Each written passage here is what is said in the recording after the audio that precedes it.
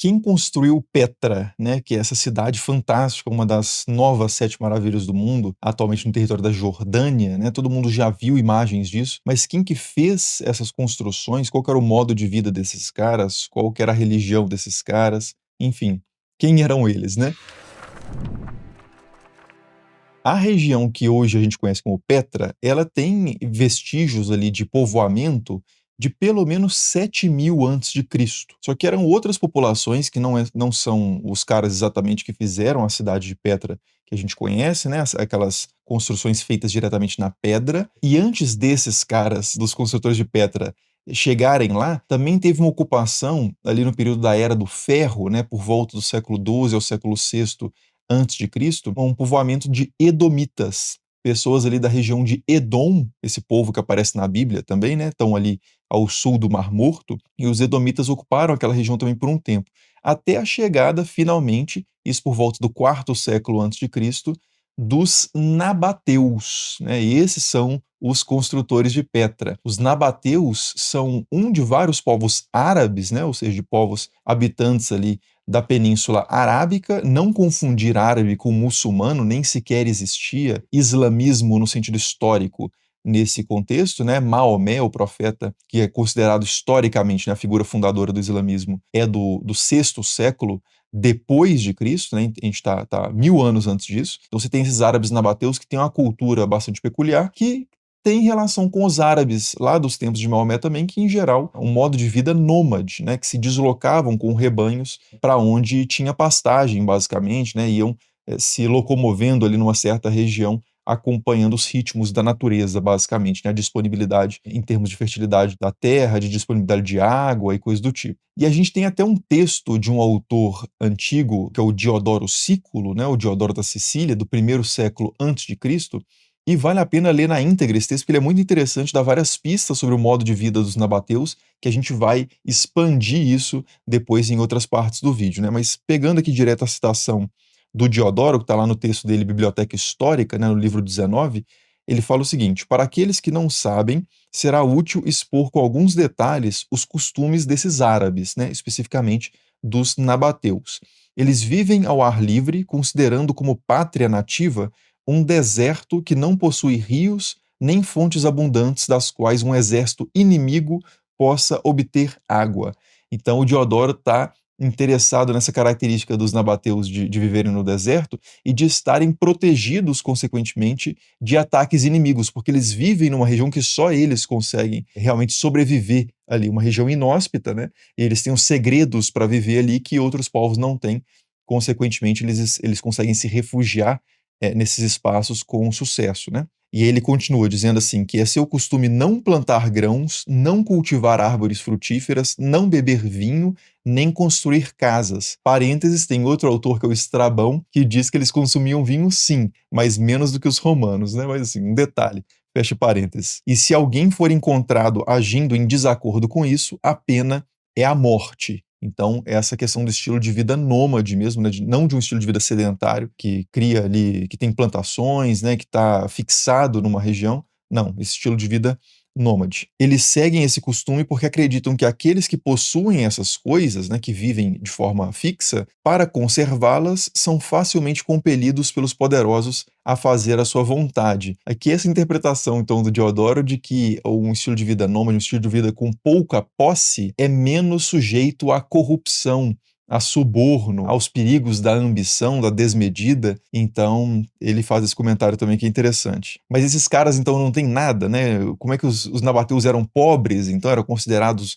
uma tribo, assim, inexpressiva? Não, pelo contrário, o Diodoro fala que eles eram bem ricos, inclusive. Mas no seguinte: alguns deles criam camelos, outros ovelhas, pastoreando-as no deserto. Embora existam muitas tribos árabes que usam o deserto como pastagem, os nabateus superam amplamente as outras em riqueza, embora não sejam muito mais do que 10.000 em número, pois não poucos deles costumam levar até o mar incenso, mirra e os outros mais valiosos tipos de especiarias que obtêm daqueles que os transportam daquilo que é chamado de Arábia Afortunada, que é uma referência à atual região do Iêmen, né, no sul da Arábia.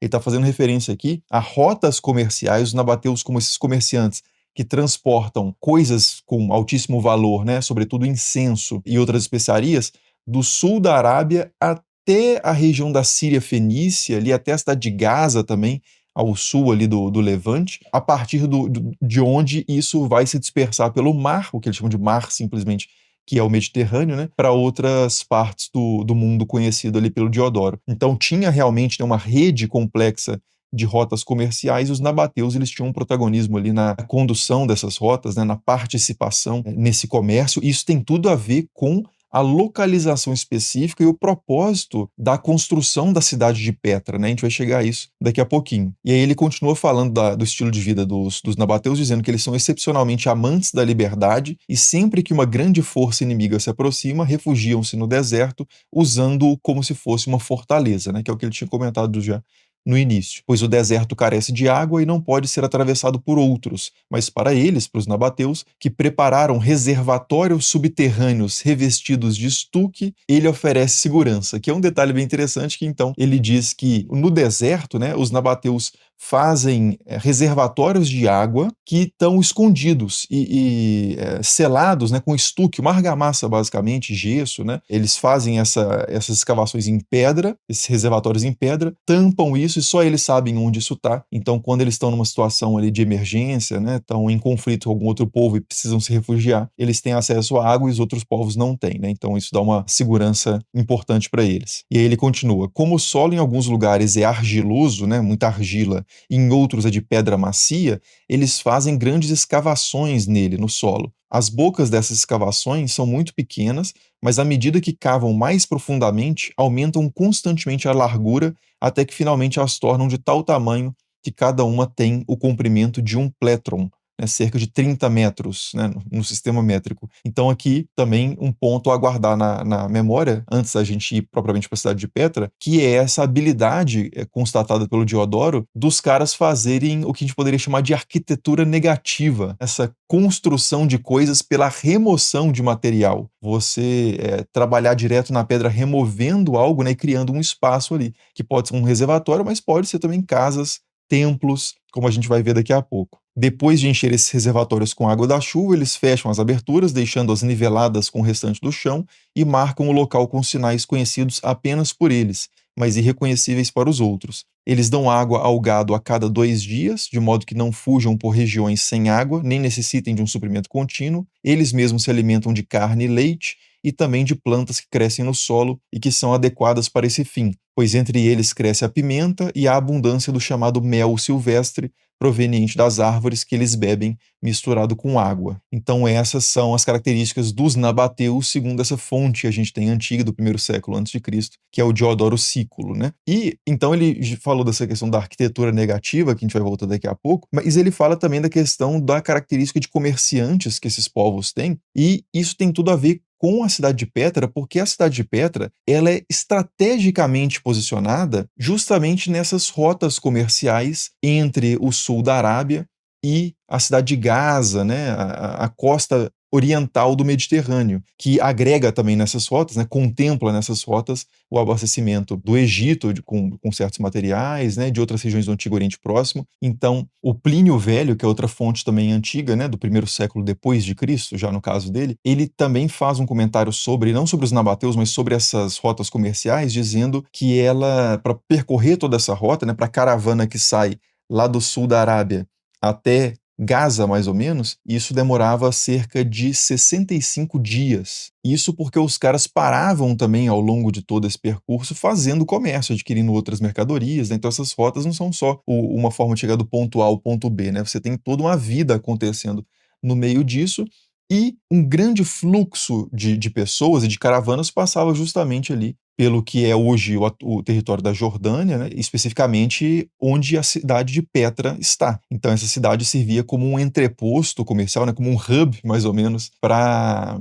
acolher essas caravanas e taxar essas caravanas, então era uma fonte de riqueza muito grande para a cidade, e para proteger essas caravanas também, né, a cidade de Petra, ela tem essa vantagem geográfica, geológica também, né, que ela está num vale protegido por montanhas de fora a fora, e a entrada para Petra é muito estreita. Então, eles conseguiam guardar muito bem aquele ponto também, por isso muito estratégico nesse esquema, né, de tráfego, né, de comércio, dessa dinâmica toda de rotas comerciais. E uma terceira vantagem da cidade de Petra, né, então a localização dela nas rotas comerciais, a localização dela de ser facilmente protegida, e a terceira vantagem é que Petra tinha um potencial hídrico até significativo, pensando em quão desértica é a região, tinham chuvas de inverno principalmente que aconteciam ali e geravam enchentes relâmpago. Então era muito comum que esses vales, né, fossem inundados, e isso era um perigo, mas se você conseguisse domar essas águas, né, controlar, canalizar essas águas,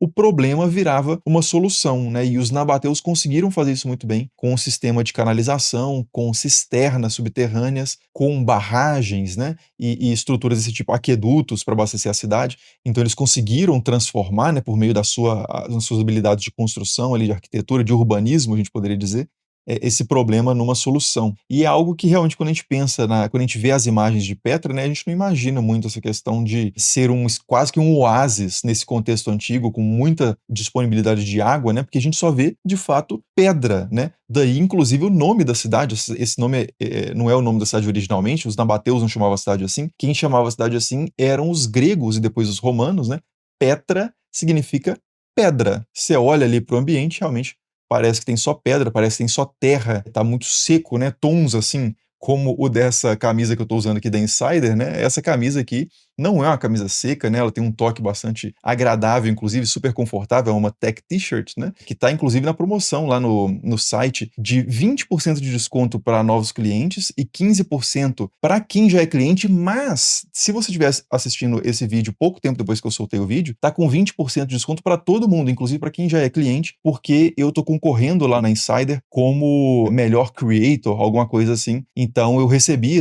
o meu cupom, né? O cupom Estranha recebeu esse boost, né, esse bônus durante esse período para incentivar vocês também a não só usar o cupom, mas irem lá no site e votarem no Estranha História como o melhor creator aí da Insider, né? Então eu vou deixar o link para votação e o link para compra na Insider, né, para a loja da Insider, na descrição do vídeo no primeiro comentário fixado e conto aí com a ajuda de vocês. Mas voltando, né? Então os gregos chamavam aquela cidade de Petra, mas os nabateus chamavam aquela cidade de algo como Hakmu ou Hekmo, que pode ser, não é muito conhecido isso, não se sabe, né, com certeza, mas pode ser o nome de um rei nabateu antigo que fundou a cidade, e a cidade levava o seu nome, né? Mas a gente não tem uma atestação histórica segura dessa figura, né, do tal Hakmo. O primeiro rei nabateu que a gente tem notícia, que tem uma atestação mais firme historicamente, é já no segundo século, né, na virada do segundo para o primeiro século, não, no segundo século mesmo, antes de Cristo, que é o Aretas I, que é mencionado até curiosamente na Bíblia, pelo menos no segundo livro dos Macabeus, tem uma passagem que fala de Aretas, o rei dos árabes, que é uma referência a esse cara, né? Ele está mencionado em outras inscrições também, em outra documentação, mas no segundo livro dos Macabeus, pode estar na sua Bíblia ou não, dependendo de qual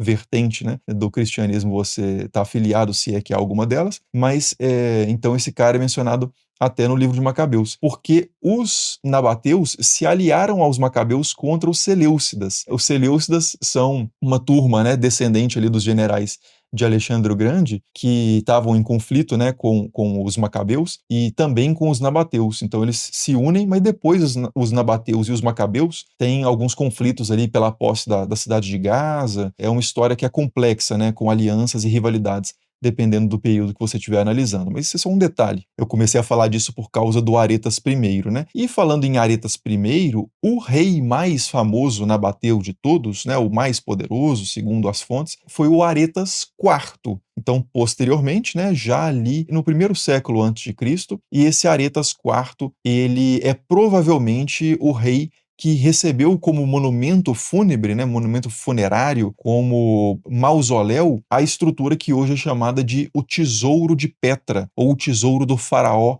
em Petra, que não tem nada a ver com o faraó, mas tem a ver com lendas posteriores, que a gente vai falar sobre elas daqui a pouquinho. Mas antes de chegar nessas lendas, vale a pena falar sobre o declínio de Petra, né? Então, se Petra teve essa glória pela sua posição relacionada às rotas comerciais, ela teve o seu declínio também associado a isso. Primeiro, a cidade de Petra, os nabateus resistem aos seleucidas, resistem inicialmente aos romanos nos tempos de Pompeu, resistem mais ou menos, eles mantêm a sua autonomia, mas têm que pagar impostos para Roma para se ver livre, né, dos assédios de Roma. E depois, já no segundo, bem no início do segundo século depois de Cristo, nos tempos de Trajano, né, do imperador romano Trajano, ele conquista propriamente a cidade de Petra, né, integra a cidade de Petra à província que fica conhecida como Arábia Petra. Então, nesse período já a gente não tem os nabateus governando ali a região, mas sim os romanos. E a cidade, mesmo assim, continua prosperando bastante, ela continua sendo uma cidade importante para os romanos, que cuidam bem ali da cidade de Petra, só que já tem um certo desvio dessas rotas comerciais, algumas rotas marítimas já assumem uma parte do que passava por terra ali em Petra, então já reduz um pouco a necessidade assim tão ferrenha de manter o controle daquela cidade, de manter investimento naquela cidade, e depois tem um deslocamento das rotas comerciais terrestres também para Palmira, que é atualmente mais ou menos no meio ali do que hoje é a Síria, e consequentemente você tem uma redução ainda maior do protagonismo de Petra ali, e depois, aí já quando os árabes, né, muçulmanos especificamente, os nabateus eram árabes também, né, mas quando tem a expansão do califado, né, pós ali Maomé, que eles vencem os bizantinos, né, os romanos orientais, naquela parte, assumem o controle de Petra, só que nesse período dos califados, o centro comercial, a concentração de atividade, ela vai migrando para o leste, então principalmente para Bagdá, atualmente no território do Iraque. Então, Petra também acaba ficando um pouco mais fora do eixo do que antes ela estava no centro da questão comercial e ela passa a ficar um pouco mais periférica daí essa questão de declínio. O que não significa que ela tenha sido totalmente abandonada e despovoada, mas é uma fase de declínio. Mas você tem pessoas morando lá, até no tempo das cruzadas, né, no século XII depois de Cristo já, a gente tem as cruzadas, tem um rei que é o Balduíno I de Jerusalém, que chega a construir castelos ali em Petra, usa a região ali como um ponto de defesa importante ali nas batalhas que acontecem nesse contexto. Depois o Saladino, aí já mais para o final do século XII, expulsa os cruzados e a partir daí a cidade de Petra é praticamente perdida para o conhecimento europeu, né? A gente não tem mais europeus falando sobre essa região durante esse período, a partir do século XII até o século XIX, que é quando a cidade é redescoberta pelos europeus, especificamente por um suíço chamado Burckhardt, que é o cara que redescobriu também Abu Simbel, né? Eu já fiz um vídeo sobre Abu Simbel na fronteira do Egito com o Sudão aqui no canal, depois confere lá, mas esse cara, esse Burckhardt, é uma figuraça, né? Ele falava árabe fluente, ele tinha um conhecimento muito grande da cultura árabe, ele se disfarça como um árabe e diz que vai levar uma cabra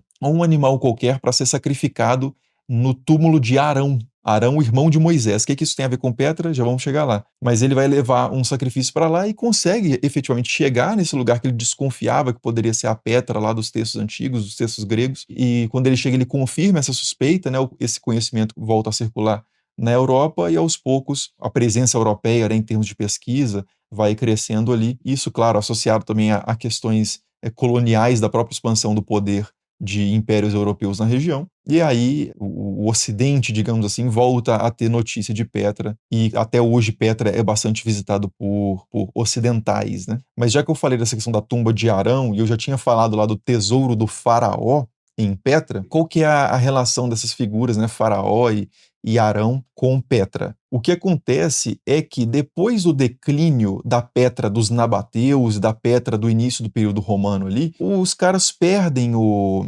conhecimento do que Petra é de fato, e algumas lendas vão sendo desenvolvidas para explicar aquela coisa absolutamente magnífica, né? Eu já falei também sobre um processo parecido relacionado às pirâmides, no caso do Egito, quando você tem visitantes cristãos e muçulmanos depois para aquela parte do Egito e veem aquelas pirâmides, eles precisam explicar aquilo de alguma forma, mas eles não sabem mais o que aquilo é, e aí surgem lendas associadas ao repertório que esses viajantes têm, que é a Bíblia, né, ou ao Corão. Então, da mesma forma, Petra, que já ninguém sabia quem eram os nabateus e tal, ali num período mais posterior, eles atribuem aquilo a alguma coisa relacionada à Bíblia. Mais especificamente, aquela teria sido, segundo a lenda, o local onde Moisés bateu com seu cajado e fez água brotar da pedra, porque tem essa história lá no livro do Êxodo, e aí supostamente teria sido em Petra que isso aconteceu. Então tem uma fonte de água, uma nascente lá, que é chamada até hoje de alguma coisa Musa, Moisés em árabe. Então, essa fonte supostamente teria sido a fonte que Moisés abriu ali na pedra, e o irmão de Moisés também supostamente teria morrido lá, né? Arão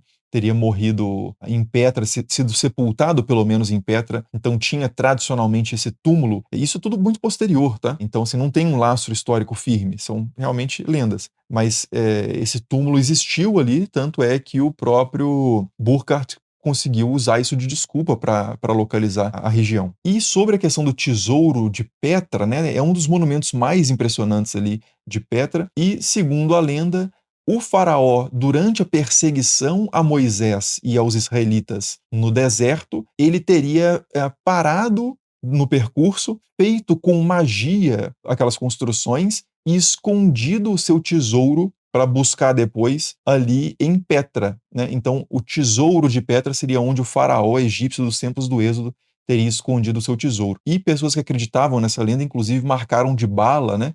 Detonaram bastante esse monumento procurando esse tesouro, que, claro, não foi encontrado. Mas, como eu disse, o tesouro não tem nada a ver com isso, né? Isso aí é muito claro, porque, assim, o estilo arquitetônico do tesouro de Petra, assim como várias das outras grandes construções de Petra, é claramente helenístico, né? Ele tem apesar de ter sido construído pelos nabateus, usando essa arquitetura negativa, né? Essa arquitetura de construir direto na pedra, o estilo, a forma, né, das colunas, até temas artísticos que aparecem ali são bastante gregos, né? Então a gente tem, por exemplo, na base do tesouro, a gente tem duas figuras que são claramente Castor e Pólux, né? São os chamados Dioscoros, os filhos de Zeus, que segundo uma versão dos mitos, eram irmãos que eram gêmeos, mas um deles era imortal e o outro não. E aí, assombrado com o momento da morte do irmão, o que é imortal, que é o Pólux, ele pede para Zeus para ele dividir a imortalidade dele com o irmão. Então eles passam parte do tempo no Olimpo, né, junto dos deuses,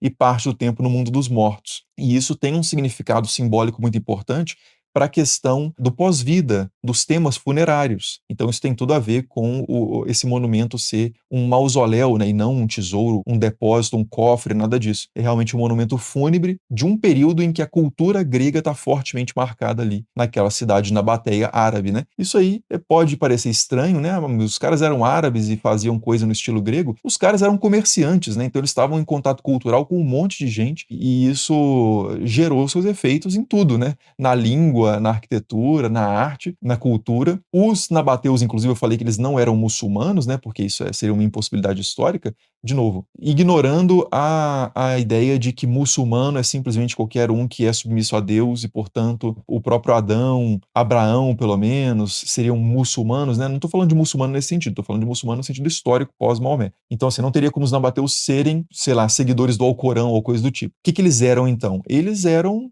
politeístas, né? Como a maior parte dos povos na história da humanidade. Eles acreditavam em vários deuses, principalmente um deus chamado Dushara, que é a divindade principal ali, foi a divindade principal de Petra por muito tempo, e também deusas aparecem de forma muito importante naquela região, sobretudo três deusas que são a Al-Uza, Manawat e Alat. Essas três deusas aparecem bastante, tem outras também, tem outros deuses, mas o fato é que a gente não sabe muito bem sobre os detalhes, né, dos mitos associados a esses deuses, das crenças específicas, do tipo de culto que era feito. A gente não tem detalhes sobre isso, né? Tem um nome de alguns deuses que são dessa paisagem religiosa pré-islâmica. E claro, como a gente vê no próprio Tesouro de Petra, tem essa incorporação também de temas e personagens dos mitos gregos, depois numa fase posterior romanos e por aí vai. Mas tem uma dose ainda bem considerável de mistério, né, de não conhecimento ali sobre a região de Petra, que tem muitos estudos estão acontecendo atualmente, né, estudos com LiDAR, por exemplo, e com GPR. O LiDAR, já expliquei isso num vídeo aqui no canal também sobre como que nós estamos cada vez mais perto do passado por causa do uso dessas tecnologias. Depois eu vou deixar o link aí, mas o LiDAR é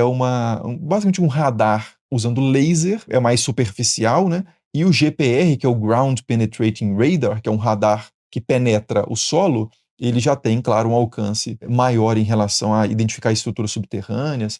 Então, algumas pesquisas têm sido feitas utilizando essa tecnologia e também tem uma coleção muito grande de papiros que foram carbonizados e, por isso, foram preservados, mas até então era muito difícil de ler isso, que estão sendo lidos agora usando a tecnologia de tomografia, né, você basicamente faz raios-x em camadas daquele objeto e desenrola o papiro digitalmente. Então essa tecnologia que é muito utilizada hoje também para ler os papiros de Herculano, lá próximo de Pompeia, né, também tem sido aplicada aos papiros de Petra. Então aguardem aí nos próximos anos, né, nas próximas décadas, muito mais conhecimento sobre essa região do que a gente tem hoje. Mas enfim, por enquanto, né, o básico sobre Petra e os seus construtores, os nabateus, é isso. Como sempre, muito obrigado por assistir e até o próximo vídeo.